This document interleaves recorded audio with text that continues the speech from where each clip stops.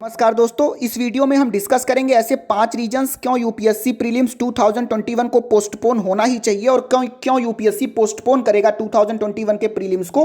तो पहला रीजन है कोविड-19 के केसेस ही पहला रीजन है, क्योंकि जैसा कि आप जानते हैं ऑफिशियल डेटा के अकॉर्डिंग रोज more than 4 lakh cases register हो रहे हैं और 4000 डेथ्स पर डे रजिस्टर हो रहे हैं। सो ऐसे केस में जब सेकेंड वेव इतना लीथल है, इतना गंभीर है, सो इस केस में एग्जाम कंडक्ट करना बहुत मुश्किल होगा। किसकी अकाउंटेबिलिटी फिक्स होगी? क्या यूपीएससी अकाउंटेबिलिटी अपनी फिक्स करेगा या गवर्नमेंट अकाउंटेबिलिटी अपनी फिक्स करेगा? क्योंकि एक ऐसे समय में हम मोर देन 5 लाख स्टूडेंट्स को एक ऐसे एनवायरनमेंट में नहीं छोड़ सकते, जबकि हमको पता है कि कोविड-19 इस समय एयरबॉर्न साइंटिफिकली ये माना गया है साइंटिफिक कम्युनिटी के द्वारा कि जो हमारा कोविड-19 है वो एयरबॉर्न भी है, हवा से भी फैल रहा है। तो आप कैसे सेफ रखोगे? किसकी अकाउंटेबिलिटी फिक्स होगी?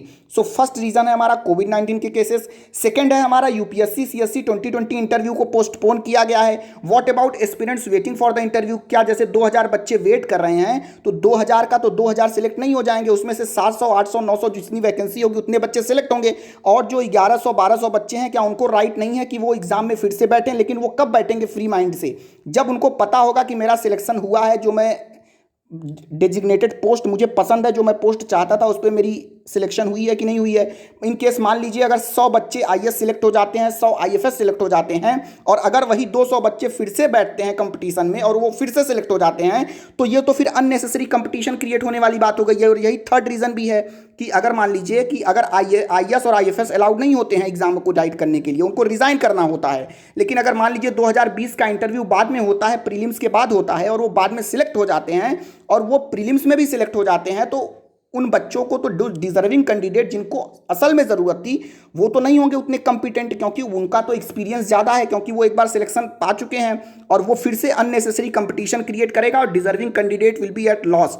सो एक रीज़न ये है, क्योंकि इनको ये फाइनल करेंगे जब यूपीएससी सीएससी 2020 का इंटरव्यू और वो 2020 वाला साइकिल जब कंप्लीट हो जाएगा, तो जो बच्चों का सिलेक्शन नहीं हुआ होगा सो वो फ्रेश माइंड से इस एग्जाम में बैठेंगे और फ्रेश कंपीट करेंगे।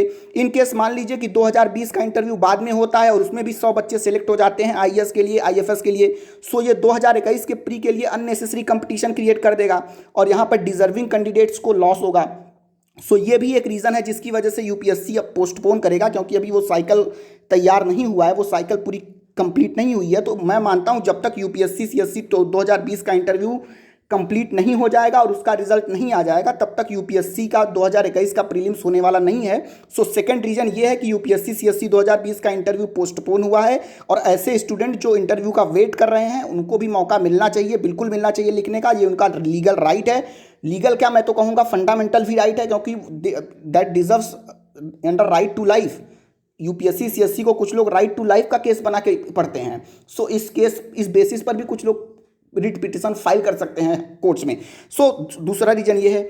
और तीसरा रीजन ये है कि मान लीजिए आईएएस और आईएफएस कुछ बच्चे सिलेक्ट होंगे, वो भी बैठते हैं, तो वो अननेसेसरी कंपटीशन क्रिएट करेगा।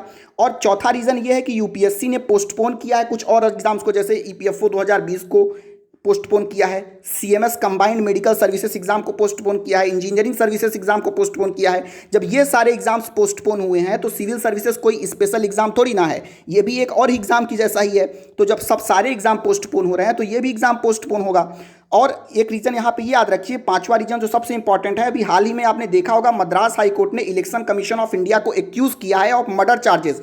जो इलेक्शन ऑफिशियल थे, जो हमारे इलेक्शन कंडक्ट करने वाले ऑफिसर्स थे, उनको कहा कि इलेक्शन कमीशन को चार्ज किया जाना चाहिए मर्डर चार्जेस पे। तो यूपीएससी प्ले सेफ करेगा, कि यूपीएससी बच के प्ले सेफ करेगा कि भाई ऐसा हमारे ऊपर कोई इल्ज़ाम ना लगे। तो इस वजह से मुझे लगता है ज़रूर ये लोग कुछ प्ले सेफ करेंगे। और एक रीजन यहाँ पे सबसे इंपॉर्टेंट ये है कि आप ये याद रखिए कि अब नेक्स्ट क्या करना है आपको।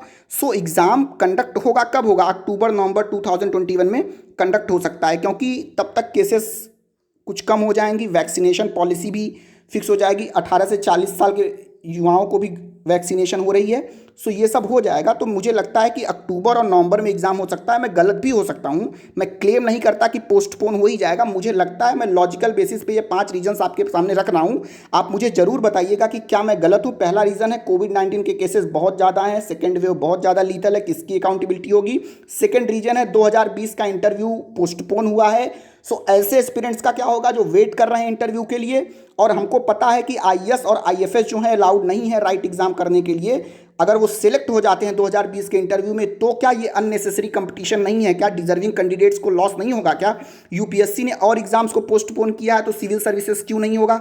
इलेक्शन कमीशन को मद्रास हाईकोर्ट ने मर्डर चार्जेस के लिए एक्यूज किया है, तो क्या यूपीएससी भी ऐसा एक मौका लेगा या ऐसा एक मौका देगा जुडिशियरी को या फिर कोर्ट्स को या फिर मीडिया को ऐसा एक्यूजेशन झूलने के लिए, इल्ज़ाम लगाने के लिए? तो एग्ज़ाम कब होगा? अक्टूबर नवंबर में होगा। सो मेरा एडवाइस यही है कि अभी आपके पास 4 to 4.5 मंथ्स है, आप अच्छे से प्री और मेंस को इंटीग्रेट करके पढ़ाई करिए और अपना टाइम टेबल बना के अच्छे से हर एक सब्जेक्ट पर फोकस करिए, ठीक है। सो ये मेरा ओपिनियन है, मैं डिफ़र करिए, आप मुझसे डिफ़र कर सकते हैं कमेंट सेक्शन में, मुझे ज़रूर बताइए कि क्या मुझे सही लगता है या मेरा एनालिसिस गलत है।